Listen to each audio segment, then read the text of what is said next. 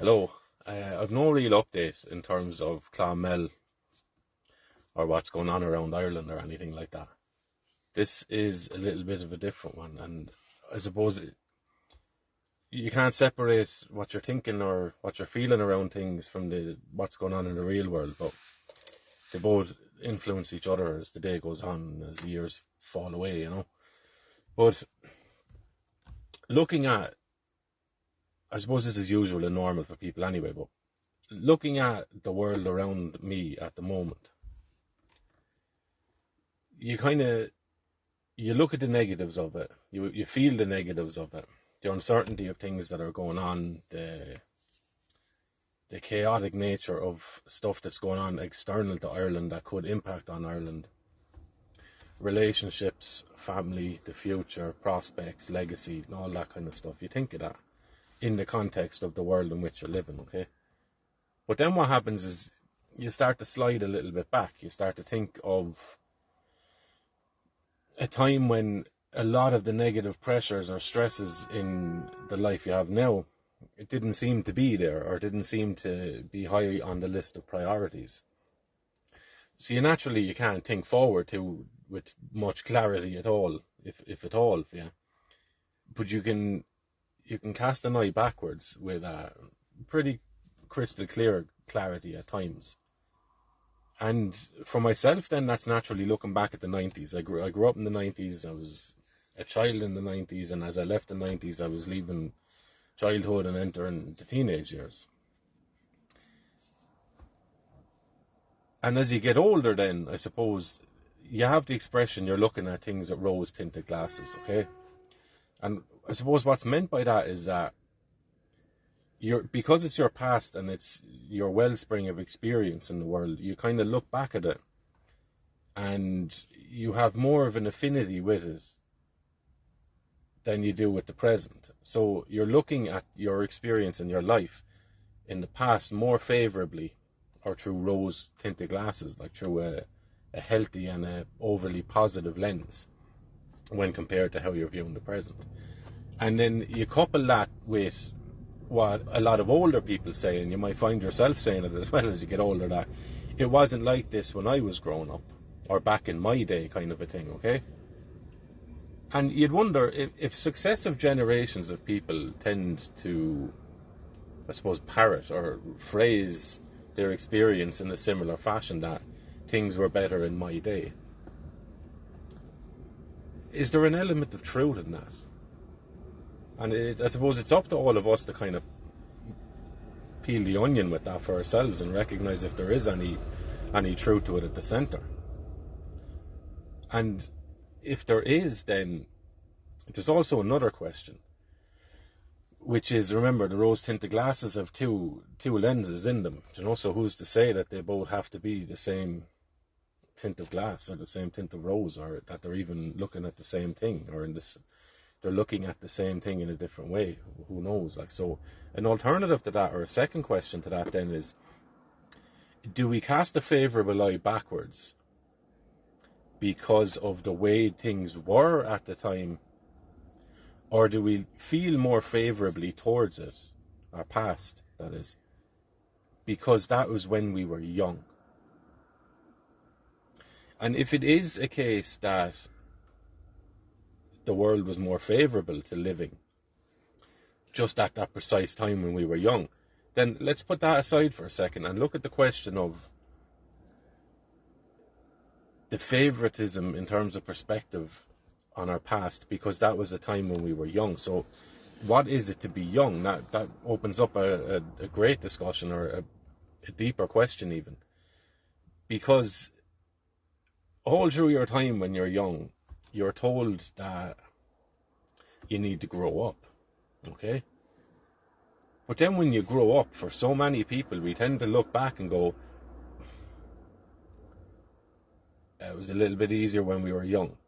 Or not even so much easier, because you can just say then that children are freeloaders and they don't want to put effort in, and they don't know what real work is, all that kind of stuff. And to a degree, you're right, of course. They don't have the experience an adult does. But they do have something that an adult doesn't, and that's their youth. That's the still vertical spine that hasn't been broken by civilization, as Freud would say. Okay, so there must be something in that. I suppose what I'm getting at is there something in the youth of being young that we have given away or we have lost along the way, or as the price you pay for growing up? Okay, and when you bring this conversation up with people, there tends to be a bit of a defense around that. So, and you hear it then in the little catchphrases of the you can't stay young forever kind of a thing, you know, or should we all have to grow up at some stage? And it's just kind of thrown out there with no real, it doesn't feel like there's much of an understanding in terms of the weight of what's being said there. Because there must be an exchange then. If you're to grow up, meaning that you're to change into something that you weren't from what you once were, there's a change involved there.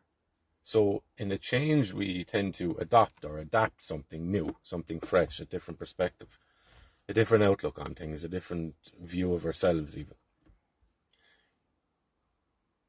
But who's to say that we don't also lose something, you know? And I was talking to someone the other day about this, and he was alluding to the idea of feeling like you're invincible when you're young. And implied in that then, there was nearly a tacit acceptance of the fact that that just goes away when you get older or when you grow up. And that feeling of invincibility, I suppose, comes from not having anything to lose, really, bar your freedom, maybe, which isn't really a concept that is well understood by young people, I would say, because they've never, hopefully, have never lost it. So they don't really have anything to compare it to. Like, if asked, they would say, of course, I would like to keep it. But they don't have an image or a feeling in which to compare it to. Perhaps, okay? Not all, of course. Different lifestyles and different childhoods and all that stuff, and some are horrendous, some are lovely, and then both sides would have quibbles with how each of their own went, okay? So I'm not getting into that, but generally. So what if that wasn't a foregone conclusion, that in order to grow up you need to give away your feeling of invincibility or your freedom, or your feeling of freedom, I suppose, having nothing left to lose? What song is that now? Freedom's just another word for nothing left to lose. That kind of a thing. So you've nothing left to lose. So is growing up then, the more you have to lose, does that equate to the higher the level you have of being grown up? Or is that a camouflage to mask the fact that in order to grow up, or to be seen to be grown up, we've sacrificed the youth, the spirit of youth in us? In which case then, what is the price for that? And I think you can kind of see the price in that in a lot of areas. But a notable one is the suicide rate for middle-aged men, middle-aged like 40, 50. The suicide rate in that category of men in Ireland is one of the highest age brackets for suicide in Ireland, along with younger men as well, which is a travesty. So nearly on both ends of it, you go in the entry point to young adulthood, and people are going, no, I don't want that. And then you have a lot of people that go through their 20s and 30s, and they seem to reach the same conclusion as the younger people, just at different times, where they look around and think, this is not for me anymore, and they decide to end their lives. So there's something going on between teenagers, young adults, and middle-aged men. I would imagine inclusive in that is the category in between, but there's something going on there that at these, I suppose, pivotal vantage points of your life, that people, men in this instance, are deciding that they don't want to continue any further. One group before they've even stepped foot into the field, so to speak. And another group who's reached somewhat of a summit in terms of years and is probably reflecting on what they have done with their time here and what they would have liked to have done, and they're deciding that no further will they go. Do you know? So my point in that is that there's a conversation that's been unspoken here between young men and middle-aged men that I think the category in between, the middle category there, could probably benefit from listening to from both sides. And those are just thoughts that I'm having on what's going on, because there's deep stuff going on here. I know me saying deep 4 times doesn't make it any deeper, but there's a lot of really interesting things going on here, not just in terms of the physical world of this is going on here and these people are opposed to it. Not just in terms of that, but in terms of our own minds and hearts. You know, our own history, our relationship with life. How close are we on any given day to saying no further will I go? And why does that come about? And if it is, there is a causal factor to that. What is that? Is this something that happened to me, or is it something that through my own negligence or ignorance I have allowed to manifest in me? And if so, what could I have done different, or what can I do different going forward?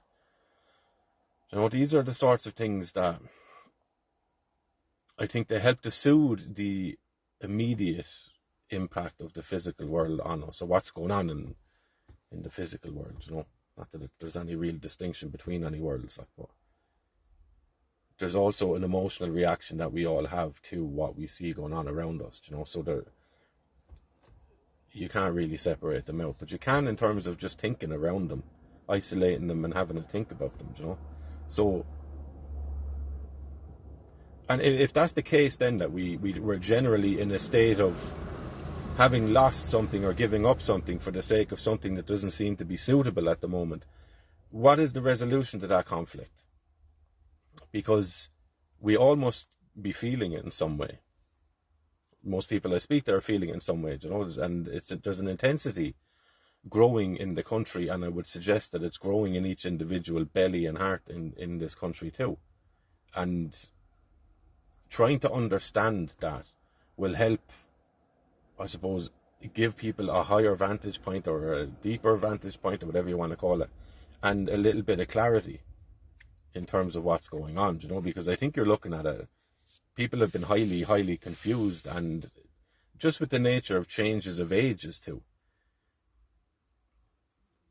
We're not the same people or country or whatever you want to call it as we were in the 90s, but that doesn't mean that we should just accept any change that we're told means that we're doing well. Okay? So just like you've the change from teenage years to adulthood, we have that as a people too. So if you're looking around and kind of judging people's discernment or their sharpness, what sort of age range would you categorize the general people as being, you know? And in contrast then to them people, so myself and the other, where do I fall in that? You know, you're going to have moments where you feel highly mature and moments where you feel like a baby, like self-conversation, you know. I think that's the genuine way out of this, is for a lot of people to be looking at deeper underlying questions that run through generations of people. So like my time runs back into the 80s and the 90s. You know, so those periods are still alive and well because they come out in me at times. So do I feel the same way about the decade in which my childhood matured as I do now? You know? And if not, then what's the difference? And if I do still feel the same about it, then still examine it anyway. Should I feel the same about it? Or how do I ever change my view of anything that has come and gone? Or anything that I feel is coming? Okay, so out of interest with people as well, like, so what societally and individually, is there anything you feel that you gained out of your decade of childhood that was down to the way the world was at the time? And is there anything you feel you've lost from being in that time period to now? Not just in terms of social, the culture and society around you, but individually. Have you changed?